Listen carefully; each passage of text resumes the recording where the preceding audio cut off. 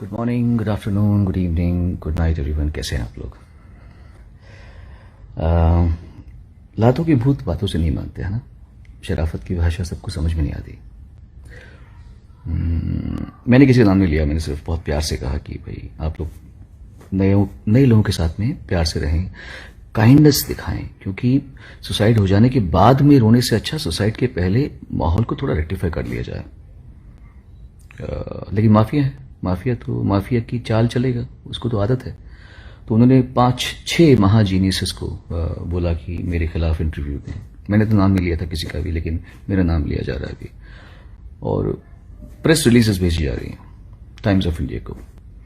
अब ये जो 6 महाजीनियस हैं, इनमें से कुछ तो ऐसे हैं जो मुझसे बहुत नजदीकी हैं और पर्सनल लेवल पे, व्यक्तिगत लेवल पे पिछले कई साल से यही बात करते आ रहे हैं मेरे साथ में। अब उनको अलग बोलना पड़ रहा है कुछ।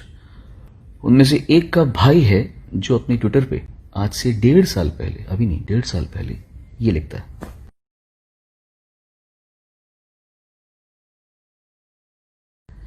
कि अगर म्यूजिक इंडस्ट्री में यूनिटी होती, अगर तो सब सीन ही अलग होता। क्योंकि सच्चाई ये है कि इस समय भारत का एक एक म्यूजिशियन प्रताड़ित है, टॉर्चर्ड है, क्योंकि उसको वो नहीं करने दिया जा रहा जो वो करना चाहता है। कि उसकी लैंग्वेज है, उसके भाई की, सगे भाई की। तो यहीं पे इंसान मार खा जाता है, क्योंकि झूठा आदमी झूठी चालें चलता है। और बात यह है कि टाइम्स ऑफ इंडिया आप इतने रिस्पेक्टेबल न्यूज़पेपर है। I understand that her media में एक पेड मीडिया सेक्शन होता है, पर ये जो केस है ये पब्लिसिटी किसी फिल्म की नहीं हो रही है, ये सही गलत की बात हो रही है, ये किसी के फ्यूचर की बात हो रही है। उसमें आप अगर पूरा का पूरा वैसा आर्टिकल डाल देंगे जो उनकी प्रेस रिलीज है, कुछ तो चेंज कीजिए। आप उनका पॉइंट ऑफ व्यू लिख रहे हैं, ठीक है, मैंने अपना पॉइंट ऑफ व्यू दिया, उन्होंने अपना पॉइंट ऑफ व्यू दिया। आप ये क्यों लिख रहे हैं कि Sonu Nigam's tall claims of nepotism industry stand null and void? I don't think आपने लिखा हुआ ये बात। आप इस तरह के न्यूज़पेपर है ही नहीं।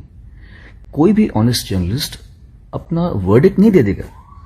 मैंने कुछ पॉइंट कहा, उन्होंने कुछ पॉइंट कहा, आपने दोनों पक्ष बता दिए, खत्म बात। वर्डिक्ट आप कैसे दे सकते हैं कि it stands null and void 6 लोगों की वजह से, है ना। तो थोड़ा सा चेंजेस आपको करने चाहिए थे लैंग्वेज में, ताकि ये ना आ जाए कि आपको ये तो पर्दाफाश हो गया कि आपने पूरी प्रेस रिलीज वैसे कैसे डाल दी है। प्रेस रिलीज हम भी जानते हैं, इंडस्ट्री पे बहुत पहले से हैं, सबको पता है कि प्रेस रिलीज कैसे लिखी जाती है, क्या लिखी जाती है, क्या लैंग्वेज होती है। Don't do all these things.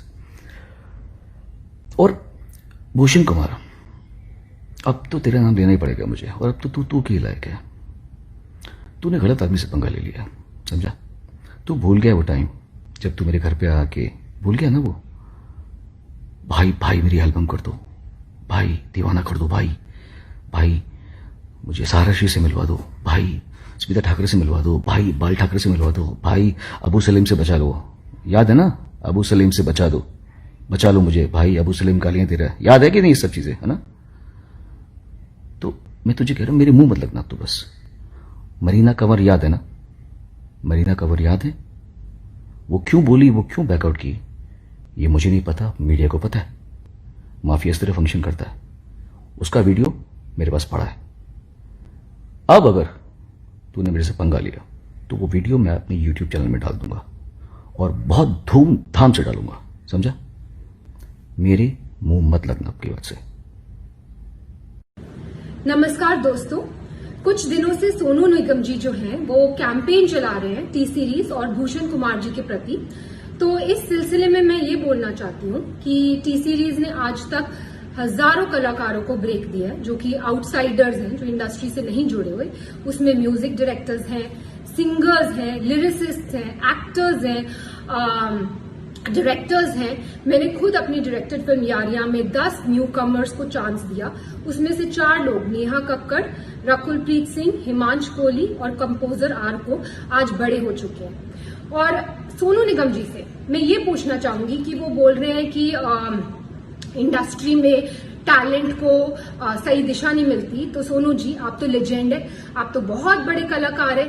आपने आज तक कितने लोगों को चांस दिया है? आप तो बहुत बड़े लेजेंड है, आप तो कहीं से भी लोग, आपके पास तो कितने लोग आते होंगे कि सोनू जी हमारी मदद कर दीजिए, मेरे बेटे की मदद कर दीजिए, मेरी बच्ची की मदद कर दीजिए, हमें मिलवा दीजिए टी सीरीज में, हमें चांस दिलवा दीजिए। आप तो आज तक टी सीरीज में नहीं आए कि इसको चांस दे दो, इसको मैं, ये बहुत बड़ा टैलेंट है, इसको आप चांस दीजिए। आपने तो कभी किसी को चांस दिलवाने की बात नहीं की। आपने ना ही कोई टैलेंट आज तक इंडस्ट्री में इंट्रोड्यूस किया। तो एक बात मैं आपको बता दूं सोनू निगम जी कि सोशल मीडिया पे कैमरे के पीछे छुप के बोलना बहुत आसान है, पर आपने खुद ग्राउंड लेवल पे कितने टैलेंट को आगे बढ़ाया? किसी को भी नहीं। अपने सिवा, अपने आप को छोड़ के आपने किसी भी टैलेंट को इंडस्ट्री में चांस नहीं दिया।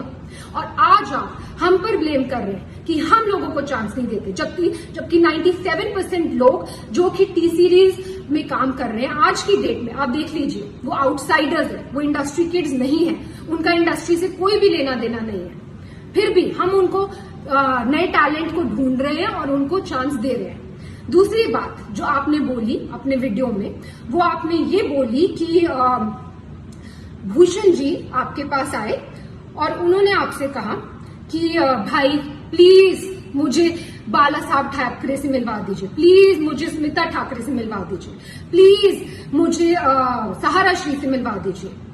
मैं आप सबको ये बताना चाहती हूँ कि सोनू निगम जी खुद 5 रुपए में दिल्ली की रामलीला में गाना गाते थे। वहां से इनको स्पॉट किया गुलशन कुमार जी ने। उन्होंने इनका टैलेंट पहचाना, इनको टिकट्स दी फ्लाइट की, इनको बॉम्बे बुलाया और इनसे कहा गया कि बेटा मैं तुझे बहुत बड़ा कलाकार बनाऊंगा। आप बताइए सोनू निगम जी, आपसे ये बात कही गई कि नहीं कही गई कि आपको बहुत बड़ा कलाकार बनाएंगे? कही गई। और गुलशन जी ने आपकी इतनी एल्बम्स की, इतनी फिल्म्स की, आपको इतना इतना इतना ऊंचे मुकाम पे पहुंचाया। पर आपने क्या किया ये मैं अभी बताती हूँ। उससे पहले मैं अपने कुक शेरू को बुलाना चाहूंगी। ये शेरू है और ये शेरू मैं तुमसे पूछना चाहती हूँ कि तुम कहाँ से हो? हाँ जी, आज ही मैं मधुबनी बिहार से हूँ। और तुम कितने साल से टी सीरीज में हो? मैं 1988 से मैं टी सीरीज में हूँ जी। तो तुम मुझे क्या बता रहे थे सोनू निगम जी को? सोनू निगम जी के बारे में मुझे मालूम है बेटा, मैं जब आप लोग नहीं थे तभी गुलशन जी ने इनको दिल्ली से बम्बई लाए थे। मैं गुलशन जी के साथ ही उस टाइम में था, गुलशन जी भी नहीं थे उस टाइम में। मैं गुलशन जी के साथ, मैं और वो लोग बम्बई में रहते थे। सोनू निगम जी आए थे, उनके पास वो ऐसे छोटी स्कूटी होती है ना, उस भी आते थे। हमने हमारे ऑफिस में वो रिसेप्शन बैठे रहते, कितना भी साहब आते थे तो उनसे मतलब मुलाकात करने, कभी कोहली जी से, कभी मुकेश वगैरह, उनसे बातें करते रहते थे। घंटों घंटों लाइन में बैठे, मतलब वो उनसे बातें करना। फिर धीरे धीरे साहब आते, फिर साहब ने उनको बोला था कि मैं मतलब काम कराना है उनके साथ काम। कुछ बहुत दिन के बाद साहब ने भी 2-4 महीने के बाद साहब ने उसको भी आगे काम दिया। बहुत सारे एल्बम बनाए, बहुत फिर फिल्मों में चांस दिया, बेवफा सनम वगैरह बहुत हिट हुए उस टाइम में। तो उनका बहुत बड़ा नाम बन गया। बहुत बड़ा नाम हो गया। मतलब जब से मतलब ये जो भी है आज, ये जो भी है सब गुलशन जी की वजह से ही है मेरे हिसाब में। हाँ जी। सोनू जी की आप जानते होंगे ये हमारे घर के कुक है और 88 से ये हमारे घर में। एनीवेज, अब मैं ये बताना चाहती हूँ कि 1998 में जब टी सीरीज की फैमिली के साथ ये हादसा हुआ था और गुलशन कुमार जी को खत्म कर दिया गया था, तब सोनू निगम जी ने क्या किया? तो सोनू निगम ने सोचा कि अब तो टी सीरीज का क्या होगा, टी सीरीज का तो कोई करता धरता है नहीं। ननू यानी कि भूषण कुमार, जो कि गुलशन कुमार जी के बेटे हैं, वो तो सिर्फ 18 साल के, उनको तो कुछ आता धोता है नहीं। वो तो खुद ही मेरे पास आके हेल्प कर रहे हैं, मांग रहे हैं कि भाई मुझे इससे मिलवा दो, मुझे इससे मिलवा दो। वो तो किसी को इंडस्ट्री में जानते नहीं है।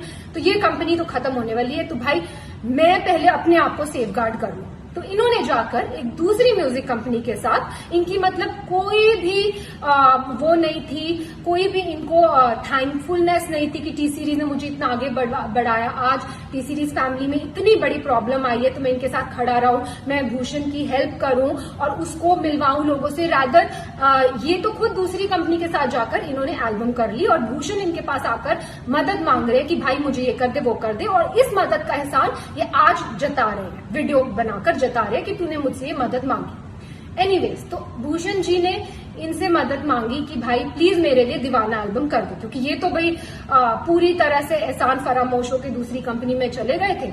और इन्होंने जब अब इन्होंने एटीट्यूड दिखाया कि वो मेरे सामने आए, मुझसे मदद मांगे और मदद इन्होंने करी भी और उसका भी एहसान जता रहे हैं। इन्होंने दीवाना एल्बम करी, ठीक है। फिर उसके बाद इन्होंने जो वीडियो में दूसरी बात कही वो ये कही है कि भूषण जी ने इनसे मदद मांगी कि भाई मुझे अब्बू सलीम से बचा ले। अब मैं आपसे ये पूछना चाहती हूँ सोनू निगम जी कि अब्बू सलीम से बचाने के लिए भूषण जी आपके पास क्यों आए? प्लीज इस बात पे तहकीकात की जाए। क्या सोनू जी के रिश्ते थे अब्बू सलीम से? डेफिनेटली थे, तभी तो वो उनके पास मदद मांगने आए और इन्होंने खुद अपने वीडियो में बोला है कि वो उनके पास मदद मांगने आए। नेक्स्ट चीज जो मैं ये बोलना चाहती हूँ कि सोनू जी ने बोला है कि भूषण जी पे एक लड़की ने आरोप लगाया मीटू का और उसके बाद वो आरोप वापस ले लिया गया और भूषण जी ने माफिया की चाल चली, पर मीडिया को सब पता है, मतलब भूषण जी मीटू रेपिस्ट है, लेकिन ये बात माफिया ने दबा ली। अब मैं आपको ये बताना चाहती हूँ सोनू जी कि मीटू एक बहुत ही अच्छी मूवमेंट थी जो स्टार्ट की गई इसलिए ताकि सोसाइटी में जो ऐसे लोग हैं, जो बुरे लोग हैं, उनका सफाया हो सके। पर इस मूवमेंट का बहुत सारे ऐसे लोगों ने फायदा उठाया, पैसे ऐंठने के लिए, ब्लैकमेल करने के लिए, किसी को किसी से वेंजेंस है तो किसी लड़की के कंधे पे बंदूक रख के चलाने के लिए। और ऐसे ही हमें बहुत सारी ब्लैकमेलिंग कॉल्स आई मीटू के टाइम पर। उस टाइम पर हमने सिर्फ पुलिस की सपोर्ट ली, पुलिस की हेल्प ली और पुलिस ने तहकीकात की और पुलिस ने ये क्लियर कर दिया कि ये तो सीधा सीधा ब्लैकमेलिंग का केस है। और पुलिस ने हमने पूछा कि क्या आपको कुछ करना है, कुछ मानहानि का दावा करना है या कुछ करना है। हमने डिसाइड किया कि नहीं, हम मीडिया तक में भी ये बात आउट नहीं करेंगे कि क्या हुआ है हमारे साथ। क्यों? क्योंकि हम खुद किसी लड़की को डाउन क्यों करें, हम किसी लड़की को क्यों उसको इस तरह भरे बाजार में उसकी इज्जत उतारें। लेकिन उसका ऐसे बहुत सारे केसेस आए हमारे पास और उसका फायदा आप जैसे लोग उठाते। और कई लड़कियों ने एडमिट भी किया कि कई लोगों ने जो सच्चे दुश्मन है इंडस्ट्री में, उन्होंने वो पीछे थे इस मिली भगत के। लेकिन देखिए आप आज भी इसका फायदा उठा रहे। मैं पूछना चाहती हूँ सोनू निगम जी, क्या है मीटू मूवमेंट? मैं लगा दूं आप पे मीटू, तो मैं लगा दूं आप पे मीटू, बोल दूं आप मीटू रेपिस्ट है, हो जाएंगे आप मीटू रेपिस्ट। तो प्लीज सोच समझ के वीडियो बनाया कीजिए, क्योंकि आपने धमकाया वीडियो में कि आप उस लड़की का वीडियो आउट कर देंगे। बेशक कीजिए, पर नेक्स्ट टाइम कोई भी वीडियो आउट करना हो, याद रखिए प्रूफ के साथ कीजिए। बिना प्रूफ के मीटू मूवमेंट का कोई मतलब ही नहीं है। और कोई भी अगर बिना प्रूफ के कोई इल्जाम लगाता है, क्योंकि जब से आपने ही अपना वीडियो ऑन किया है तब से वापस हमारे पास ब्लैकमेलिंग कॉल शुरू हो गए, वापस कई लड़कियां उठ गई हैं कि हमें तो सोनू निगम जी से इंस्पिरेशन मिल गई है, हमें आप हमें काम दो, या तो हमें आप पैसा दो, नहीं तो हम आप पर ये कर देंगे। सिर्फ ये लड़कियां ही क्यों, बहुत सारे सिंगर्स और खड़े हुए हैं, वो कर रहे हैं, वो इसे ब्लैकमेल कर रहे हैं। मुझे ये वीडियो बिल्कुल भी नहीं बनाना था सोनू निगम जी, और भूषण जी ने तो मुझे स्पेशली बोला था कि हमें चुप रहना है, हमें चुप्पी साधे रखनी है। लेकिन आपने अभी भी अपनी कैंपेन बंद नहीं की। आज भी हम कोशिश करते हैं टी सीरीज से कि 80% लोग, 100% लोगों को चांस दे, पर कई बार लोगों को काम नहीं मिल पाता बिकॉज सो मेनी रीजंस। किसी म्यूजिक डायरेक्टर, कोई धुन में कोई कलाकार जाता है, कोई धुन में कोई कलाकार जाता है। 80% लोगों को तो काम मिल रहा है ना मार्केट में, जो 20% लोगों को काम नहीं मिल रहा वो कोई भी शुरू हो जाएगा, कोई भी किसी पे भी आरोप लगा सकता है। तो ऐसा माहौल है। और आपने जब अपना वीडियो ऑन किया तो मैं आपको बता दूं कि मेरे साथ क्या हुआ। मेरे हस्बैंड के against death threats, social media पे डेथ थ्रेट्स, मेरे लिए रेप थ्रेट्स और मेरे बच्चे के लिए थ्रेट्स। मैं क्यों सहूं ये सब? मैं क्यों सहूं अपने बच्चे के लिए थ्रेट्स? और अभी भी आपकी कैंपेन बंद नहीं हुई है, अभी भी आपकी कैंपेन जारी है। आप इतने सारे सिंगर्स को अभी भी इकट्ठा कर रहे हैं और उनको एक गठबंधन बना रहे हैं और उनको बहका कर जिनको काम नहीं मिल रहा फॉर वट एवर रीजन्स, उनको काम इस बात में लगा रहे हैं, इस पब्लिसिटी लेने के ये मुद्दे में लगा रहे हैं कि उनके आपके साथ मिल जाए और टी सीरीज को हम कैसे खत्म कर दें, भूषण कुमार को हम कैसे खत्म कर दें। एक बात मैं आपसे कहना चाहूंगी सोनू निगम जी, आप किस टाइप की हैं ये तो आपकी बीवी ने क्लियर कर दिया था। उन्होंने खुद आप पे, आपको याद है, आपकी बीवी ने खुद आप पे इल्जाम लगाए हैं। प्लीज याद कीजिए उन इल्जामों को। आपने पब्लिकली जो आपकी बीवी ने आप पे इल्जाम लगाए थे और फिर आप दूसरों पे इल्जाम लगाइए। और मैं बिल्कुल, जैसे कि मैंने कहा, मैं बिल्कुल इस हक में नहीं थी कि मैं ये वीडियो बनाऊं, लेकिन इतनी मैं कश्मकश में हूं, क्या करूं, बनाऊं ना बनाऊं, ये सच्चाई लाऊं कि नहीं लाऊं। फिर मुझे फाइनली गीता से मुझे मेरा आंसर मिला गीता में जब अर्जुन भगवान कृष्ण से पूछते हैं कि मुझे ये युद्ध नहीं लड़ना है, ये युद्ध लड़के किसका फायदा होगा, तो भगवान कृष्ण अर्जुन को समझाते हैं कि एक योद्धा के लिए धर्म से बढ़कर युद्ध लड़ने के अलावा और कोई बड़ी चीज नहीं है।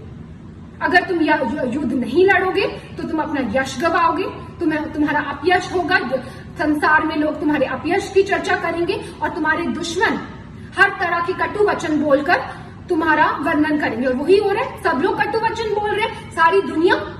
जैसे कि मैंने बोला मुझे रेप थ्रेट्स आ रहे।